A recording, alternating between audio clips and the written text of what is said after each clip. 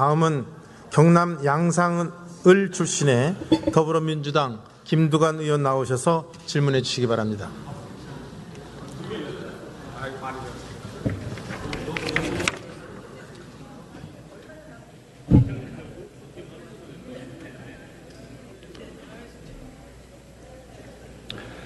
존경하는 정우택 부의장님, 선배 동료 의원 여러분, 경남 양산을 국회의원 김두관입니다.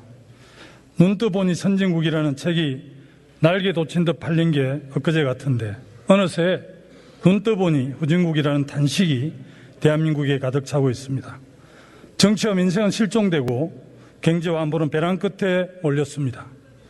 대통령이 우리나라가 아닌 일본을 위해 일하고 있다는 국민들의 한숨이 넘쳐납니다. 국회의원 추락하고 국민의 자존은 심각한 상처를 입고 있습니다. 한덕수 총리님 나와 주십시오.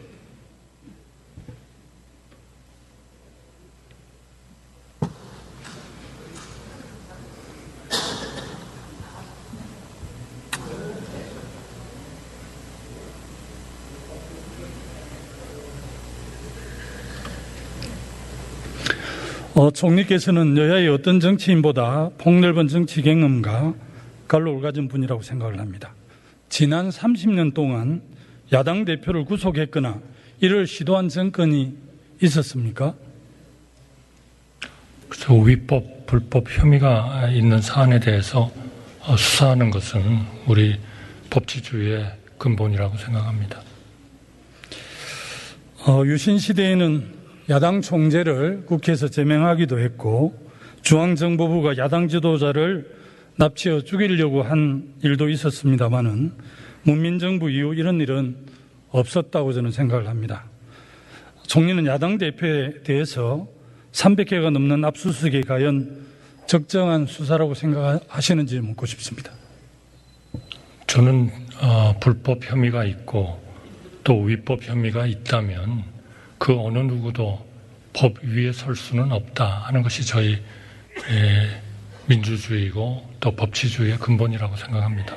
그래서 최근 이재명 대표가 불체포 특권을 포기하고 비회기에 영장 실질 심사를 받겠다고 했음에도 불구하고 검찰은 국회와 야당을 상대로 정치 게임을 벌이고 있다. 저는 검찰이 정치를 하고 있다 이렇게 생각하는데 동의 안 하시겠죠? 네, 전 그렇게 생각하지 않습니다. 네, 좋습니다. 총리님 화면을 한번 봐주십시오. 윤석열 대통령 당선인이 국민의힘 당사에 붙였던 대행 현수막입니다. 하나 되는 대한민국을 만들겠습니다. 국민 통합을 약속을 했는데 잘 지키지고 있다고 보시나요? 대통령의 국민 통합에 대한 의지에는 변화가 없다고 생각합니다. 따라서 재정 건전성을 유지하면서도 사회적 약자에 대한 지원을 대폭 확대하는 그런 예산을 편성하셨다고 생각합니다. 국민 통합은 자유민주주의 체제에 대한 신념 공유, 합리적 정책 비판, 건설적 협력이 전제되어야 잘 추진될 수 있다고 생각합니다. 아마 윤석열 대통령께서 국민 통합에 앞장서고 계시다고 이렇게 말씀하시면 지나가던 소도 없을 것 같은데요. 제가 볼 때는. 다음 화면 한번 보시죠.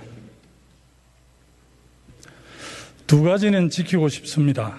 혼밥 안 하기, 뒤에 숨지 않기.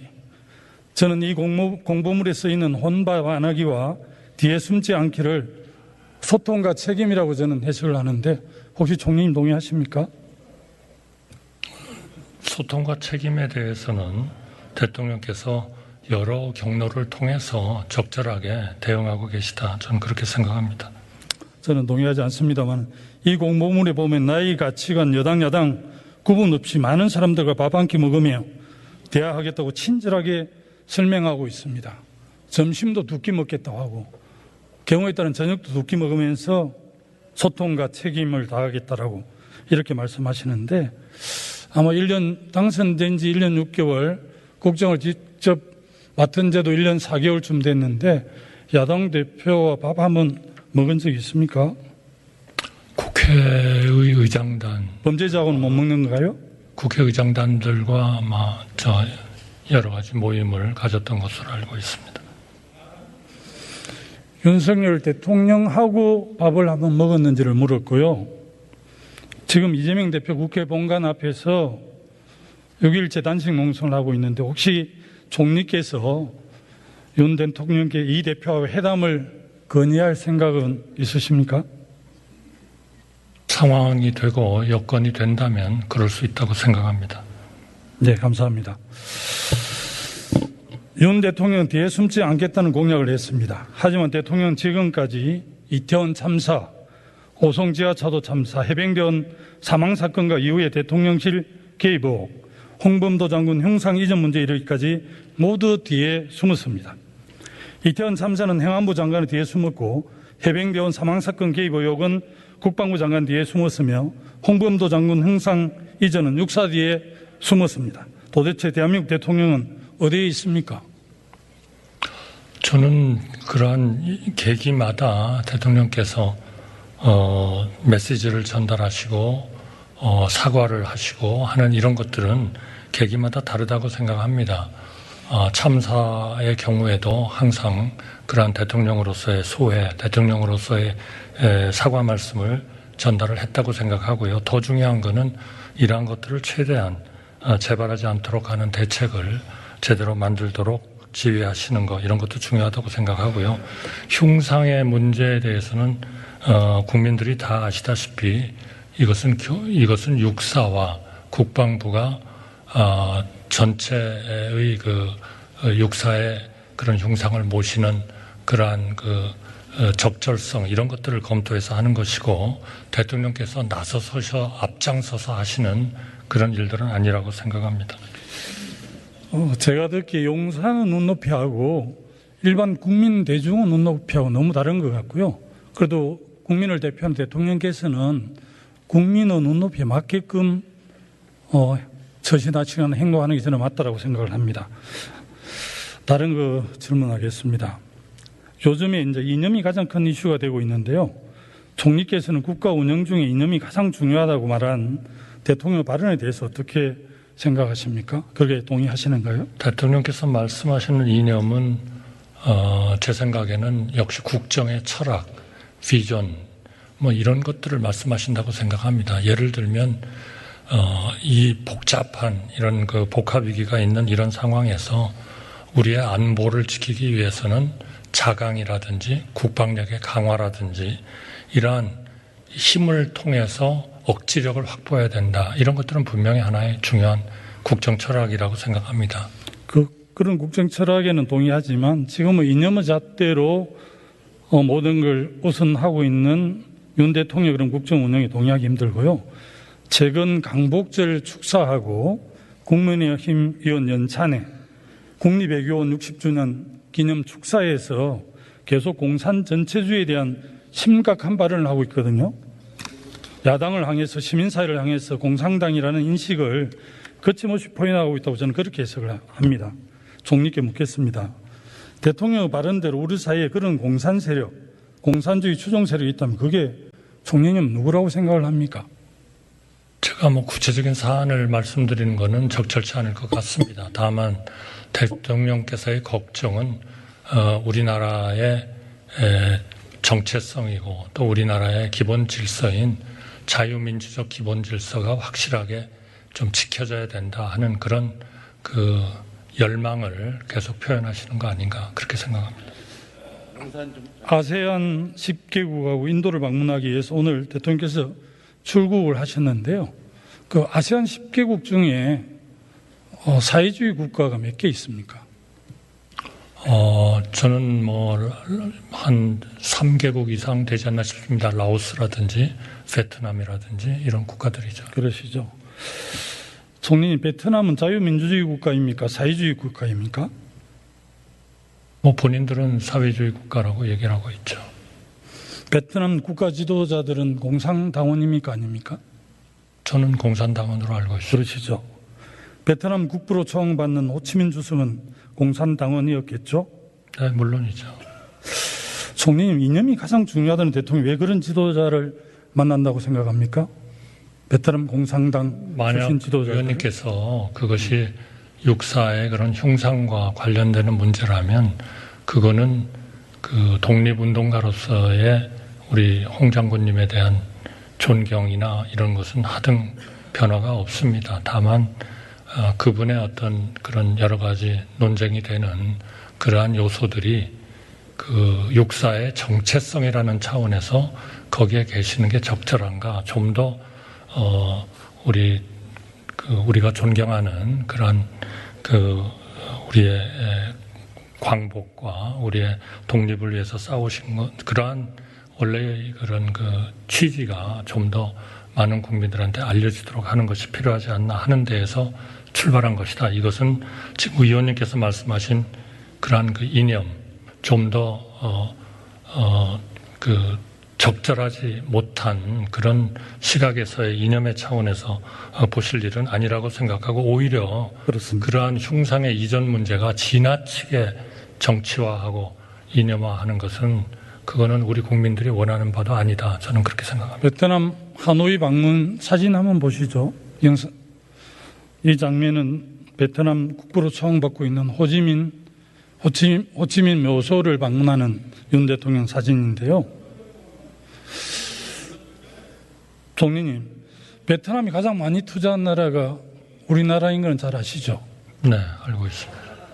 이런 기준으로 하면 우리가 베트남에 투자하고 있는 기업이 2,800개 정도 되는데, 이런 이념은 잣대로 되면 공산주의 국가에 투자하고 있는 2,800개 기업 총리께서 철수시켜야 되는 거 아닙니까? 그렇다고 해서 우리가 호지명 베트남의 국부의 흉상을 육사에 갖다 놓을 수는 없지 않습니까? 너무 엉뚱한 질문을 하시니까 제가 어이가 없는데요.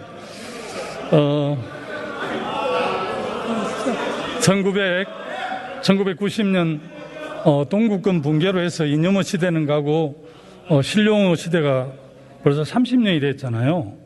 등소평이 개혁 개방할 때 홍미호 백마론을 이야기했고, 베트남도 미국과 그렇게 프랑스, 일본과 전쟁을 했지만 자국의 이익을 위해서 도의모의 정책을 통해서 지금 베트남이 엄청나게 부상하고 있지 않습니까? 제가 이걸 모르고 총리님이 몰라서 이걸 물어봤겠습니까? 총리님은 정말 경륜 있는 분인데 윤석열 대통령이 지금 이렇게 하는 거에 대해서 총리님 지금 배석하고 있는 국무위원님들 제대로 말씀해 드려야 되는 거 아닙니까? 야당이 국회가 대통령과 정부를 견제하고 비판하는 것은 자유민주주의 기본 질서에 속하는 일이지 않습니까? 도대체 나를 어떻게 하려고 이렇게 지금 하고 계신지 정말 안타깝다는 생각에 질의를 드렸고요. 양평 고속도로 의혹과 관련해서 말씀드리겠습니다. 만약에 아프리카 어느 나라에 8년간 잘 진행되던 고속도로 계획이 새로운 대통령이 당선되자마자 노선이 변경되었다고 칩시다. 그럼 그 나라 국민들은 가장 먼저 누구를 의심하겠습니까? 글쎄요, 모든 것이 법에 따라서 또 절차에 따라서 진행이 되는 것은 너무나 당연하다 그렇게 생각을 하고요. 예. 그러니까 지금 의원님께서 걱정하시는 그러한 사안들에서 그러한 법적 절차나 또는 그 대안이 검토되는 것이 저는 아니라고 여러 번 우리 국토부 장관께서 말씀을 하신 것으로 알고 있습니다. 양평 서울 고속도로 문제도 대통령 일가의 땅이 있는 것 때문에 쟁점이 되었잖아요. 그런데 왜 원희룡 장관 뒤에 숨는 거예요? 대체 양서맨으로 8년간 기재부 외타가 나서 결정된 게 새 정부 들어서 바뀌기 때문에 그렇고요. 역대 어떤 정권에서 대통령 일가 소유의 땅으로 고속도로 출발 그리고 종점이 변경된 적이 없잖아요.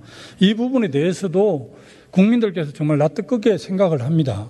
그래서 제가 용산이라면 또 여기 있는 총리님 이하 국무위원들께서 우리 국민들이 새로 준비하고 있는 강산면이 당초의 양서면보다 훨씬 좋지만 대통령 일가 땅이 거기 있기 때문에 우리가 국민들께서 의혹을 제기하고 오해를 하기 때문에 당초 양선매로 이렇게 하라고 대통령께서 입장을 정리해 주셔야 되지, 이걸 국토부 뒤에 숨으면 어떻게 합니까? 어느 국민들이 동의할까 싶고요. 좋습니다. 넘어가겠습니다. 총리님, 지난 몇 개월간 일본의 원전 오염수 처리 문제를 두고 정부가 보여준 일련의 발언과 행동에 대해 본의원은 매우 심각한 우려를 가지고 있습니다. 국가의 해양 주권과 국민의 건강권을 옹호해야 할 정부가 맞는지 철저히 일본 내각과 도쿄전력의 시각을 인용하고 또 옹호를 했습니다. 총리님께서는 통상교섭본부장도 하시고 주미대사 등 외교 부분에서 많은 경험이 있는 총리께서 이 부분에 대해서 대통령께 좀 의견을 제시한 적이 있습니까? 여러 번 논의도 하고 또 의견도 제시했습니다. 정말 제가 어제 수산시장에 가봤습니다. 정말 우리 거기에서 장사를 하시는 많은 그 점포에 운영하시는 분들이 저한테 간곡하게 얘기를 했습니다. 정말 정치권에서 이런 근거 없는, 과학 없는 이런 가짜 뉴스로 우리 수산물 위험하다, 그런 얘기 좀 제발 하지 말아달라. 그분들은 정치적으로 이유를 할 수도 있지만 이건 바로 우리들에게는 죽음이다, 이런 말씀을 하셨습니다. 정말 정치권에 간곡히 부탁드립니다. 이렇게 제발 문제가 있으시면 과학으로 토의하고 논의했으면 좋겠습니다. 이렇게 제발 우리 어민들, 100만 넘는 어민들이 이런 잘못된 가짜 뉴스에 의해서 영향을 받지 않도록 정말 좀 잘 배려해 주시기 바랍니다. 이렇게 되물어 보고 싶습니다. 대한민국 언론을 100% 야당이 장악하고 있고 언론들이 24시간 정부 여당을 욕하고 있다라고 지난번 어느 모임에서 대통령께서 말씀하셨는데 이 100% 야당 편을 드는 언론이 지금 괴담 가짜 뉴스를 만들고 있습니까? 적어도 그것을 정리하기 위해서 이동관 방통위원장을 임명하셨습니까? 적어도 과학에 관한 하는, 저는 그런 것을 보도하는 언론들은 가짜 뉴스이고 선동을 하고 있다고 생각합니다. 사고는 일본이 치고 이제 우리가 뒷수습하기 위해서 지금 내년도 예산에 7천억 예산을 이렇게 상정한 걸로 알고 있는데요. 왜 아무 문제가 없다면서 일본이 사고를 치고 우리가 뒷수습을 해야 되는지 일반 국민들은 좀 납득하기 어렵는데 그 점 좀 해명해 주십시오. 정말 일반 국민들이 납득하기 어려울 겁니다. 정치권이 과학에만 기초를 두어가지고 논의를 한다면 그 예산은 한 푼도 필요 없는 거죠.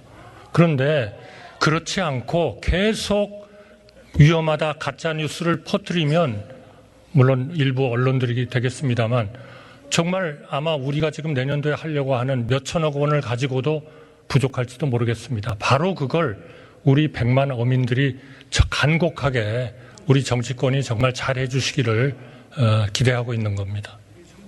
네, 총리님, 다른 거 좀 묻겠습니다. 내년도 세수가 얼마 정도 마이너스가 됩니까? 예상됩니까? 내년도에도 아마 적자로는 한 90조 정도 적자를 내야 되는 상황이 아닌가. 제가 지금 정확한 숫자는 잘. 네, 좋습니다. 세수 결손의 원인이 어떤 세목이라고 파악하고 계십니까? 결국 지금 전 세계가 금리가 7배 이상 올랐고 이에 따라서 전체 경기가 다 좀 지금 떨어지고 있습니다.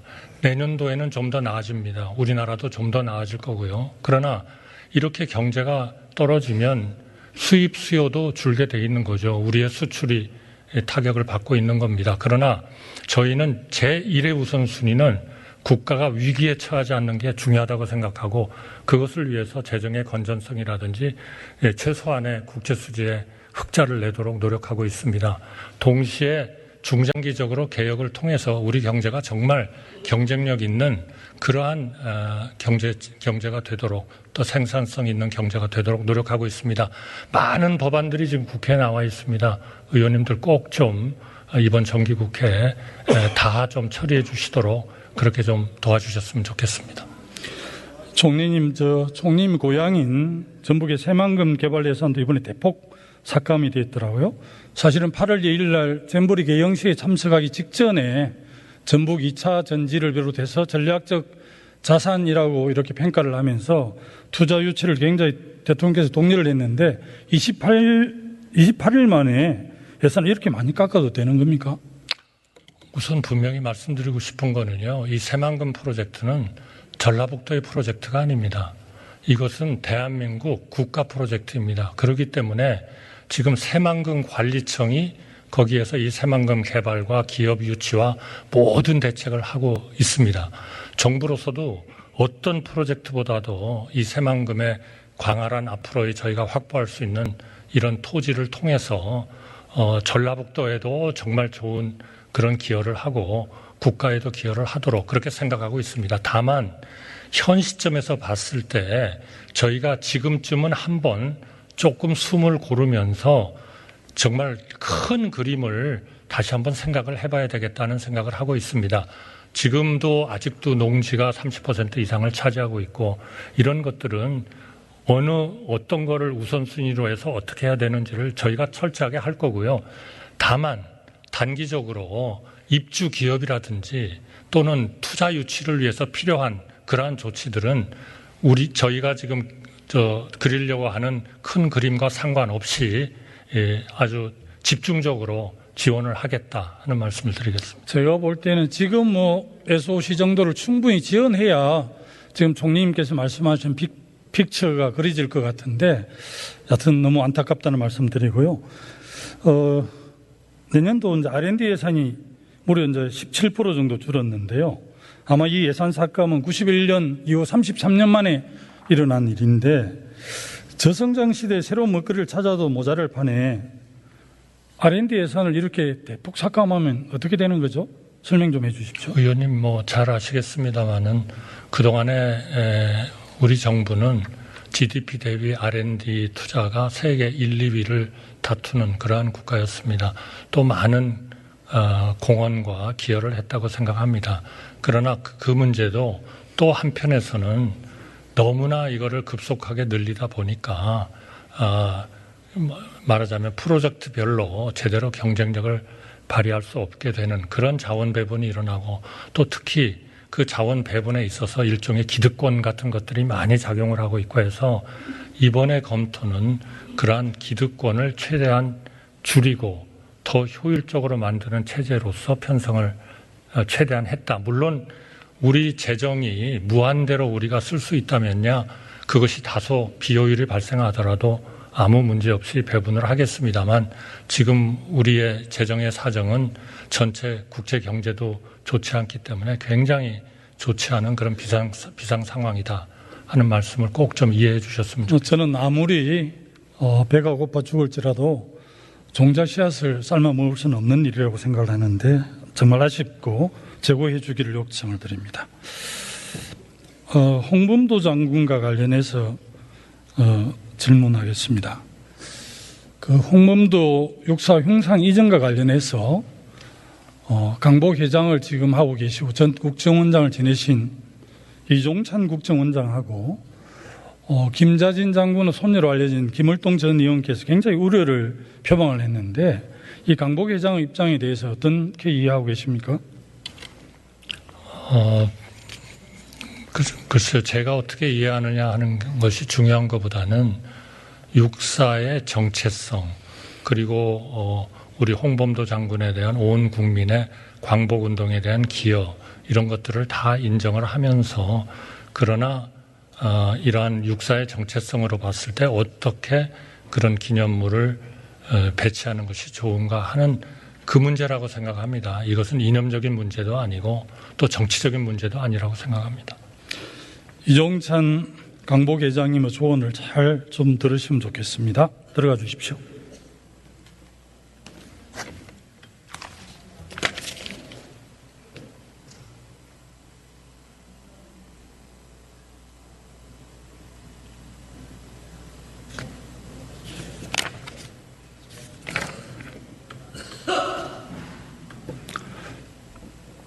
공정과 상식을 약속하고 당선된 대통령이 보복에 앞장서는 독재자가 되었습니다. 대선 경쟁자에 대한 보복은 시작에 불과했고 장병의 억울한 죽음을 밝히려는 수사단장을 보복하고 대통령 일가의 비리를 보단 언론에 보복의 칼날을 휘두르고 있습니다. 일본 총리보다 더 앞장서서 해고염수 방류 전도사로 나서더니 급기야 일제강점기 친일 부역자를 모시기에 독립영웅에 대한 보복을 개시했습니다. 윤석열 대통령이 야당과 국민과 언론과 역사를 상대로 폭정을 휘두르고 있습니다. 철진한 이념으로 민주주의를 짓밟고 친일의 깃발을 들고 독립영웅을 죽이는 용납할 수 없는 반민족적 범죄를 저지르고 있습니다. 윤석열 대통령은 일본의 용산 총독자리를 포기하고 민주공화국 대한민국의 대통령으로 돌아와야 합니다. 폭정과 보복의 단두대를 스스로 부수고 대화와 협치의 테이블로 돌아와야 합니다. 가장 먼저 검찰총장 윤석열을 탄핵하자고 했던 사람이 바로 저 김두관입니다. 하루속히 민주공화국 대한민국 대통령으로 복귀하지 않는다면 6일째 단식 뭉승 중인 야당 대표의 손을 잡지 않는다면 다시 제가 대통령 윤석열의 탄핵을 가장 먼저 주장할 것입니다. 국민의 소리를 듣지 않고 무도한 폭정을 계속한다면 기다리고 있는 것은 탄핵밖에 없다는 것을 분명히 밝혀둡니다. 감사합니다.